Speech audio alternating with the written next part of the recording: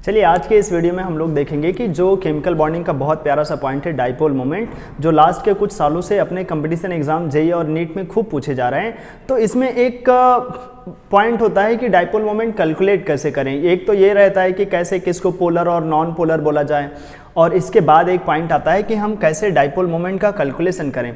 Polar और non polar तो ठीक है, हम लोग वेक्टर इधर उधर करके देख लेते हैं, लेकिन हमसे बोलता है एग्जैक्ट में डाइपोल मोमेंट बताओ, इसकी यूनिट क्या है, इसका वैल्यू क्या आएगा, कितना परसेंट पार्शियल करेक्टर होगा पॉजिटिव चार्ज का, कितना नेगेटिव चार्ज का, कितने परसेंट आयनिक करेक्टर होंगे, कितना परसेंट कोवलेंट करेक्टर होगा। तो ये कैलकुलेशन अक्सर बच्चों को टफ लगता है, लेकिन जैसा कि अभी लास्ट के जेईई के एग्जाम्स में इनके ऊपर क्वेश्चंस फ्रिक्वेंटली पूछे जा रहे हैं, तो आने वाले फ्यूचर में इसके ऊपर काफ़ी अच्छे अच्छे क्वेश्चन हो सकते हैं।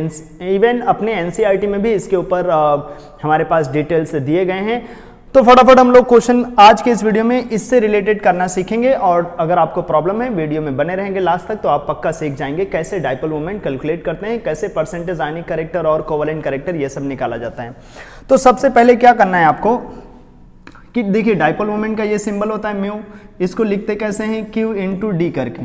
अब Q क्या है ये आपको पता होना चाहिए, इसको बोलते हैं चार्ज। डी क्या है भाई, डिस्टेंस, जिसको नॉर्मली किसी कोवलेंट बॉन्ड की बॉन्ड लेंथ बोलते हैं। तो ये है बॉन्ड लेंथ। अल्टीमेटली इसका मतलब है आपको Q इंटू डी निकालना होगा, वही बन जाएगा डाइपोल मोमेंट। लेकिन इसकी एक बहुत स्टैंडर्ड यूनिट होती है जिसको बोलते हैं डिबाय। क्या यूनिट है, डिबाय।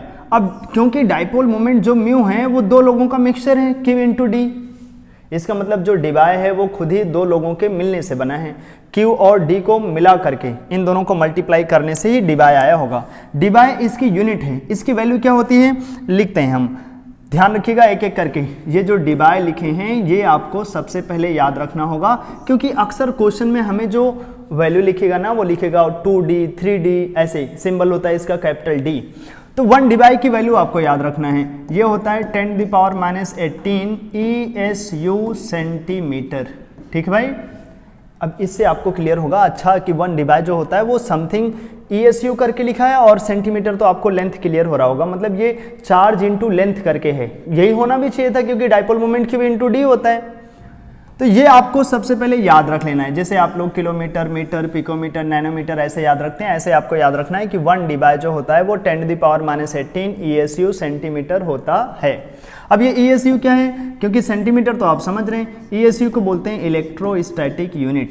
इलेक्ट्रोस्टैटिक यूनिट, इसका मतलब जो चार्ज होते हैं ना, अक्सर फिजिक्स में, केमिस्ट्री में चार्ज को कूलाम में मेजर करते हैं, जिसको कैपिटल C से दिखाते हैं, लेकिन इसको मेजर करते हैं इलेक्ट्रोस्टैटिक यूनिट में भी मेजर किया जाता है। जैसे 1 इलेक्ट्रॉन होता है, इसी के चार्ज को कूलाम में अगर लिखें तो होता है 1.6 इंटू 10⁻19 कूलाम। अगर हम इसी 1 इलेक्ट्रॉन चार्ज को लिखें ESU में, 1 इलेक्ट्रॉन चार्ज, तो वो होता है 4.8 इंटू 10⁻10 ESU। ध्यान रखिए, थोड़ा सा स्टार्टिंग में कुछ ना कुछ आपको अपनी एनर्जी लगानी पड़ेगी, आप पहले से ही उसको बोरिंग करके नहीं देख सकते। तो फर्स्ट ऑफ ऑल आपको 3 पॉइंट याद रखने होंगे। What is डिबाय, unit of dipole moment. क्या होता है ये, Q इंटू डी करके। इसकी वैल्यू क्या है 10⁻18 ESU सेंटीमीटर। ठीक है, दूसरा पॉइंट है कि ये ESU क्या है, इलेक्ट्रोस्टैटिक यूनिट। ये क्या होता है, चार्ज को मेजर करने के लिए एक यूनिट है।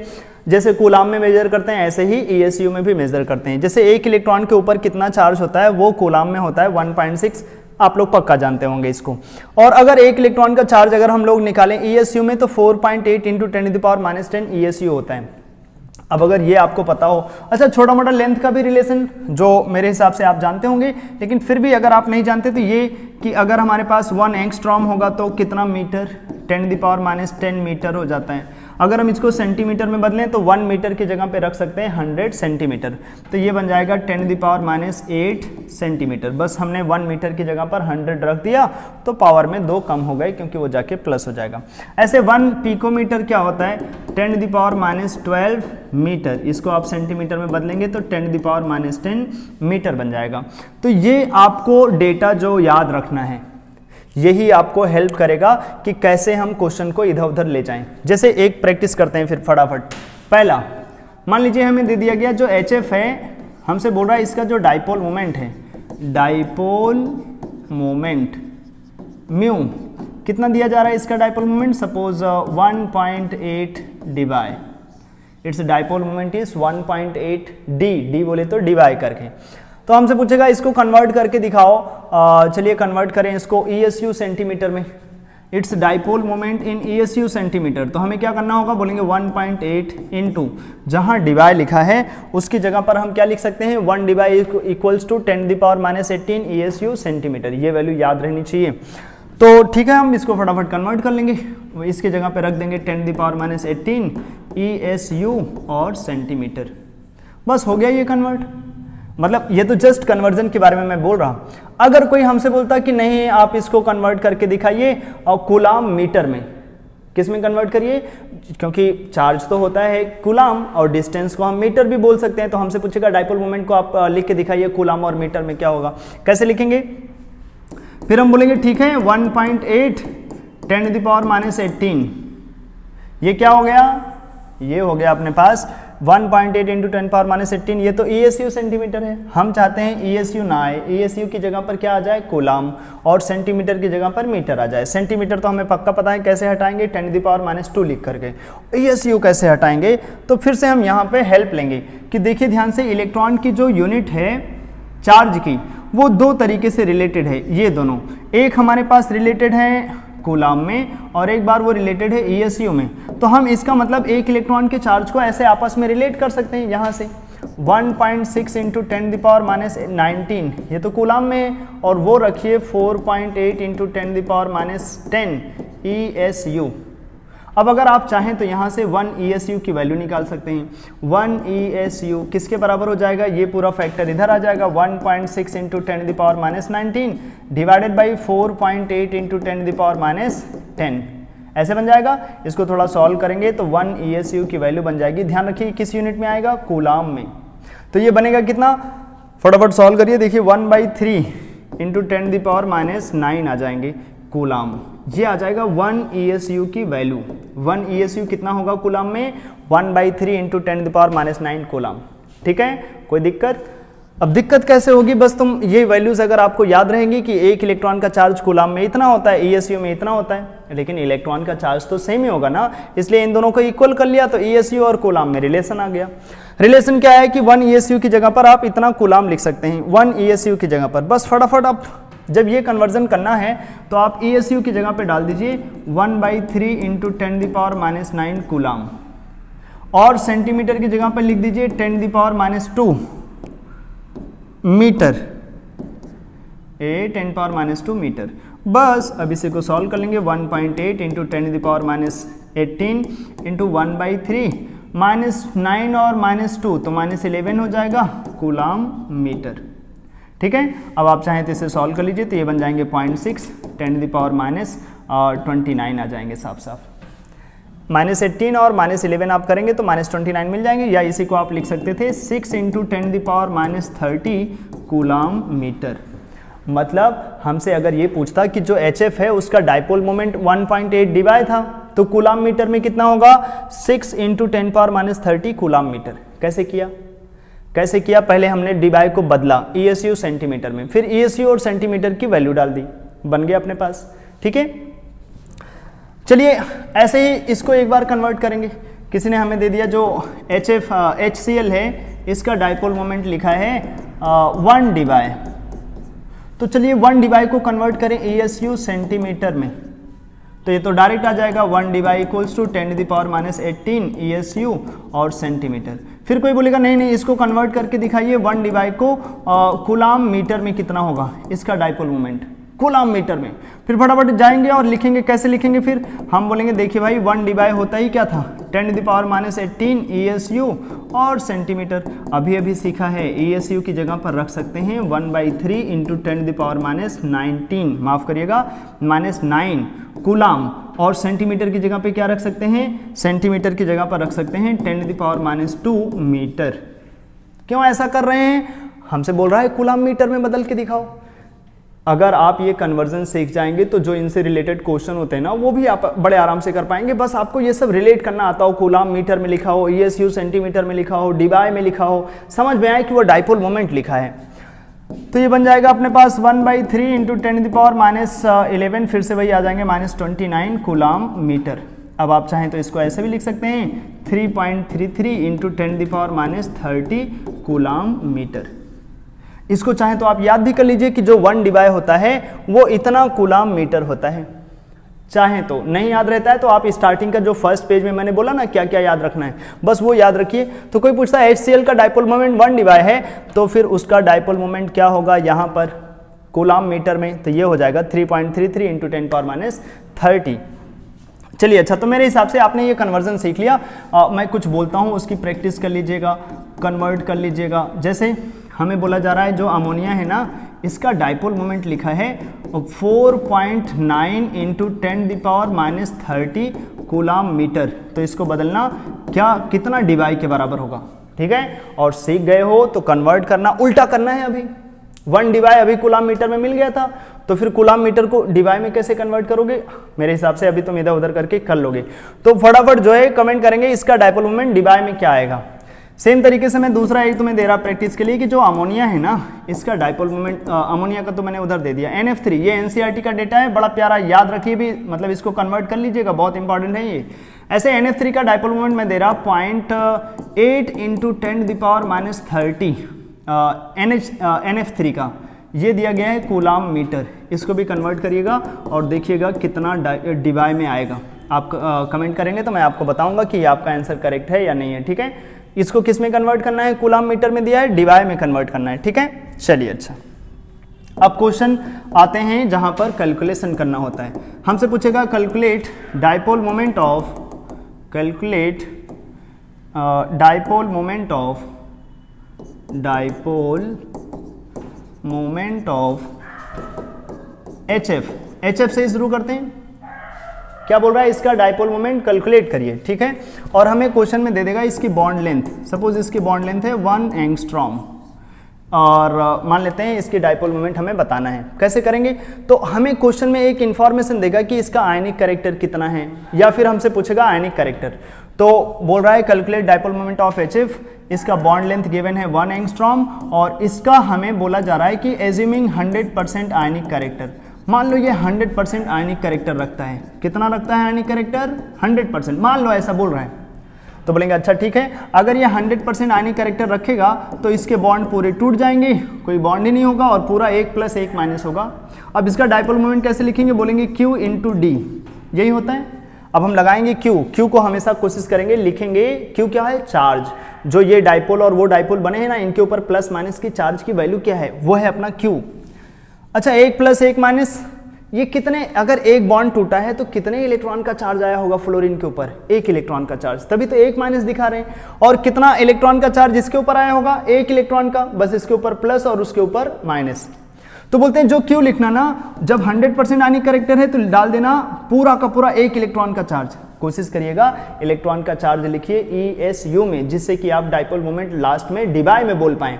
तो बोलेंगे ठीक है, तो 1 इलेक्ट्रॉन का चार्ज आ जाएगा, तो 1 इलेक्ट्रॉन का चार्ज होगा, अभी थोड़ी देर पहले देखा था, 4.8 इंटू 10⁻10 ESU। पहले ये वैल्यूज याद रख लीजिए। 1 इलेक्ट्रॉन का चार्ज, 100% आयनिक कैरेक्टर होगा तो पूरा 1 + 1 - होगा, इंटू D, डिस्टेंस लिखिएगा सेंटीमीटर में, जिससे कि ESU सेंटीमीटर आपस में रिलेट कर जाएं और अपना काम बन जाए। याद करिए 1 एंगस्ट्रॉम कितना होगा सेंटीमीटर में, 10⁻8 सेंटीमीटर। तो देखिए ये वैल्यू क्या हो जाएगी, 10⁻10 और 10⁻18, तो ये बन जाएंगे 4.8 इंटू 10⁻18 ESU और सेंटीमीटर। इसकी जगह पर क्या लिख सकते हैं, 1 डिवाई। तो इसका डाइपोल मोमेंट हो जाएगा 100%, अगर ये आयनिक कैरेक्टर रखेगा तो इसका डाइपोल मोमेंट बन जाएगा 4.8 डिवाई। कैसे लिखा, 100% आयनिक कैरेक्टर था तो फिर 1 + 1 - आ जाएगा, तो वही चार्ज लिखना है, उसी को बोलते हैं Q। और D मतलब बॉन्ड की लेंथ, तो बॉन्ड लेंथ डाल दिया सेंटीमीटर में, 10⁻8 सेंटीमीटर। तो आ गया इसका 100% आयनिक कैरेक्टर रखेगा तो डाइपोल मोमेंट क्या होगा, ठीक है। अब अगर इसी क्वेश्चन से हम कुछ और सीखें तो क्या सीखेंगे कि हमें अगर क्वेश्चन में डाइपोल मोमेंट दे देता तो हमसे पूछ लेगा कि बताओ अगर इसका रियल में डाइपोल मोमेंट ऐसा है तो कितना होगा इसमें आयनिक कैरेक्टर। जैसे अगर ये क्वेश्चन में दे देता कि जो HF का हमने कैलकुलेटेड डाइपोल मोमेंट देखा वो आया 1.6, कितना 1.6 डिवाई, ये एक्चुअल है रियल वाला जब इसमें कितना परसेंट आयनिक करेक्टर है पता नहीं, लेकिन जब हमने 100% आयनिक करेक्टर माना तो कितना डायपोल मोमेंट आया है 4.8। तो हम बोलेंगे, तो हमसे पूछेगा बताओ कितना आयनिक करेक्टर है इसके पास, HF के अंदर कितने आयनिक करेक्टर है, कितना परसेंट। तो हम बोलेंगे यार अगर 1.6 डिवाई है तो कितना आयनिक करेक्टर है, यही पूछना चाहते हो। तो हम बोलेंगे देखो अगर 100% आयनिक करेक्टर था तो फिर उसमें डायपोल मोमेंट कितना था 4.8, मतलब अगर 1 डिवाई होता तो कितना परसेंट आयनिक करेक्टर होता 100 डिवाइडेड बाई 4.8।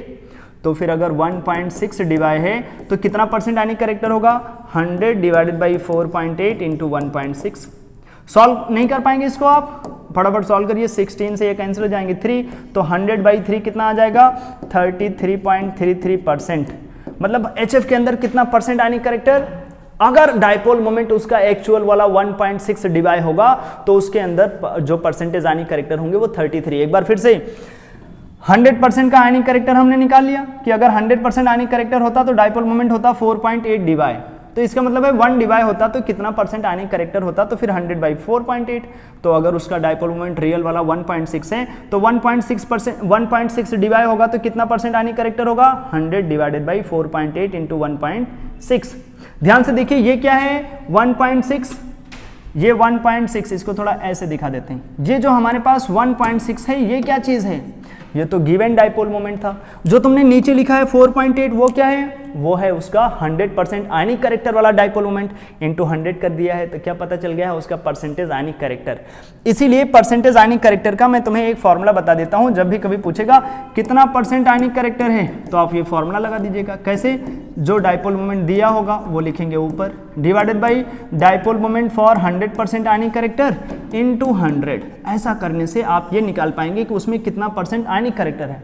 फिर अगर उसने पूछ लिया नहीं बताओ कितना परसेंट कोवेलेंट करेक्टर है तो कैसे बताएंगे, 100 में से माइनस कर देंगे। अगर हमने आयनिक करेक्टर निकाल लिया 33 तो फिर कोवेलेंट करेक्टर कितना होगा 100 माइनस 33, तो वो आ जाएगा 67%। इसी तरीके से हमें कर लेना होगा, समझ रहे हैं। जैसे मैं एक क्वेश्चन और करा देता हूं, हमारे पास मान लो दे दिया गया है डायपोल मोमेंट ऑफ HCl।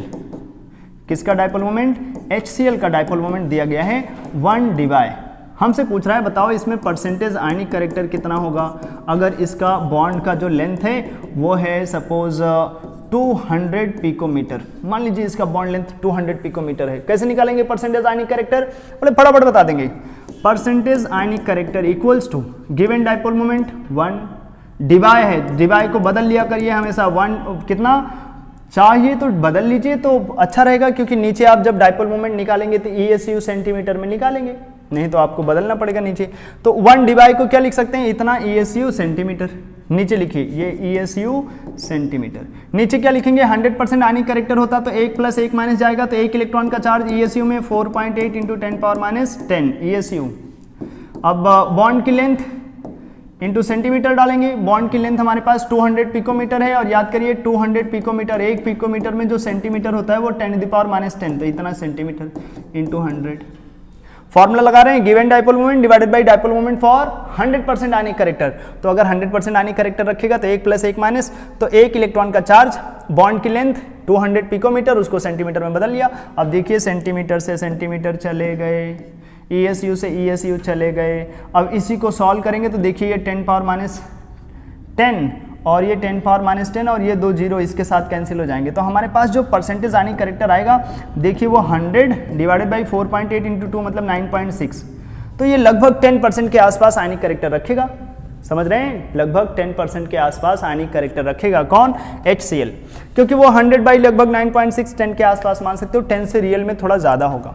ये हो गया इसका आयनिक करेक्टर, ठीक है। अब एक छोटा सा क्वेश्चन ऐसे होता है कि बताओ हमने अगर तुम्हें HF का डायपोल मोमेंट दे दिया, dipole moment of HF is given 1.6 Dibai, तो हमसे पूछेगा इसके अंदर कितना फ्रैक्शनल प्लस माइनस चार्ज है। मतलब रियल में तो यह कोई भी चीज़ 100% कोवेलेंट और आयनिक होता नहीं, थोड़ा सा इलेक्ट्रॉन इधर उधर शिफ्टेड रहते हैं। अगर वो बॉन्ड पोलर नेचर का है तब तो पक्का ही किसी ना किसी तरफ इलेक्ट्रॉन शिफ्टेड रहते हैं। तो हमसे जानना चाहता है कि बताओ HF में कितना फ्रैक्शनल चार्ज होगा, fractional charge on fluorine atom, तो माइनस में बोलेंगे, जो भी आएगा थोड़ा सा 0.05 0.04 ऐसे करके आएगा माइनस में, क्योंकि 100% आयनिक होता तब तो फिर 1 + 1 माइनस। लेकिन पूछेगा फ्रैक्शनल चार्ज, कैसे करेंगे, इसकी बॉन्ड लेंथ मान लो हमें दिया गया है 1 एंगस्ट्रॉम, कैसे लगाएंगे, फिर बोलेंगे डायपोल मोमेंट गिवन है 1.6 डिवाई, उसको अगर ESU सेंटीमीटर में बदलें तो 10⁻18 ESU सेंटीमीटर बन जाएगा। ये गिवन डाइपोल मोमेंट लिख रहे हैं, equals to Q into d. अब Q कैसे लिखोगे? अगर 100% आयनिक होता तो 1 + 1 माइनस होता, क्योंकि वो थोड़ा सा आयनिक है तो डेल प्लस डेल माइनस ना, तो वो डेल ही हमारा इलेक्ट्रॉन का चार्ज होगा। एक इलेक्ट्रॉन का चार्ज 4.8 इंटू 10⁻10, तो फिर डेल इलेक्ट्रॉन का चार्ज तो वो हो जाएगा डेल, मतलब थोड़ा सा माइनस चार्ज या थोड़ा सा plus charge, del into 4.8 into 10⁻10 ESU, और बॉन्ड की लेंथ सेंटीमीटर में 1 एंगस्ट्रॉम में 10⁻8। क्या लिखा ये? देखो भाई पूरा प्लस माइनस होता तो एक इलेक्ट्रॉन का चार्ज लगा देते, थोड़ा सा प्लस माइनस चार्ज है तो फिर डेल लगा दिया, डेल टाइम्स ऑफ 4.8 इंटू 10⁻10। अब फटाफट इसे सॉल्व कर लेंगे तो हमारे पास क्या निकल आएगा? वो डेल की वैल्यू कितनी आएगी? ध्यान से देखिए, ये वैल्यू तो कैंसिल ही हो जाएंगे। चलिए हो गई ये, तो बचा अपने पास 1.6 डिवाइडेड बाई 4.8, तो ये हमें साफ साफ दिख रहे हैं 1/3, मतलब 0.33। इसका मतलब है जो डेल पॉजिटिव है वो है प्लस में 0.33 और जो डेल नेगेटिव है वो है माइनस का 0.33। तो बोलते हैं fractional charge on fluorine atom will be minus का 0.33, fractional charge on hydrogen atom will be plus 0.33। ठीक है, तो ऐसे डाइपोल मोमेंट कैलकुलेट करते हैं और ऐसे फ्रैक्शनल चार्ज निकालते हैं। जस्ट आपको फॉर्मूला की वैल्यूज कैसे लिखते हैं, कैसे ये चीज़ें हमें समझ में आए, वो समझ में मतलब हमें आना चाहिए बस।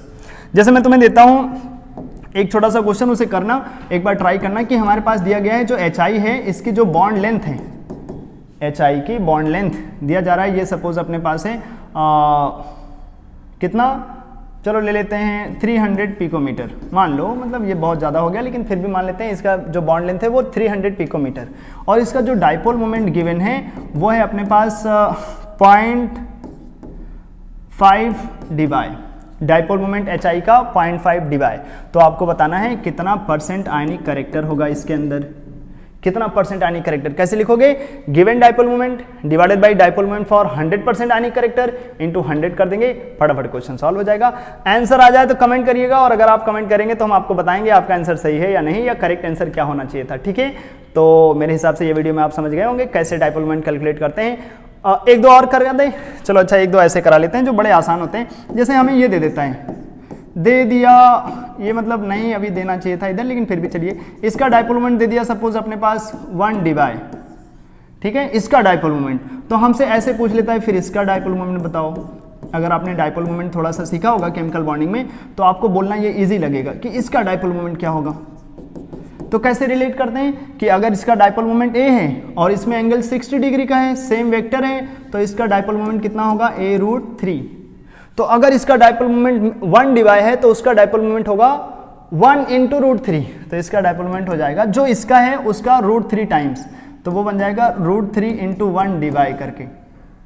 समझ रहे? मतलब अगर जैसे इसका डाइपोल मोमेंट दिया होता अपने पास 1 डिवाई और हमसे पूछता फिर इसका बता दो, तो हम इस स्ट्रक्चर से रिलेट करते हैं कि चलिए जैसे ये दे दिया तो पता होगा ये दोनों वेक्टर, ये और ये वेक्टर कितने एंगल पे हैं? 120 पे, 120 का रिजल्टेंट A और एक पहले से वहीं पर है, तो यहाँ दो वेक्टर एक साथ ऐड हो जाएंगे 2A करके।